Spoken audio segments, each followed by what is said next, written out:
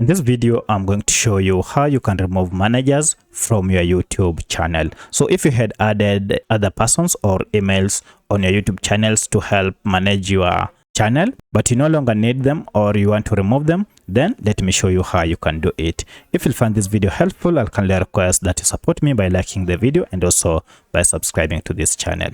Alright, so the first thing you need to do is to go to your YouTube studio, and once you are in YouTube studio, head over to settings here and click on channel.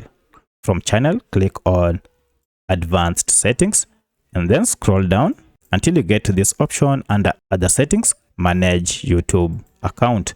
Now if you click on this, you will be redirected to this account settings option, then click on account. From here, enter your YouTube channel, look for the channel managers section, and here you can see we have an option to either add or remove managers. So I'll go ahead and click on add or remove managers.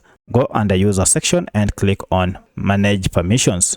So give authorization by confirming your email and then go ahead and click on manage. Now under this, you'll be able to see the list of all the managers that have control of your channel. So you can see I have one manager apart from the first one being the primary owner. I have this Crescent Labs as the manager.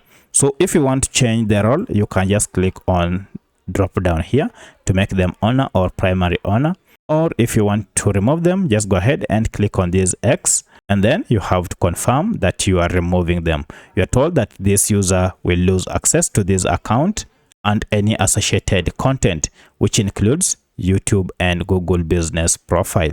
So go ahead and click on remove, and from here they will lose the administrative permissions that they had immediately. Go ahead and click on done, and that is it. So that's how you can remove managers on your YouTube channel. If you have any other question, kindly let me know in the comment section. Otherwise, thanks for watching and let's meet in the next video.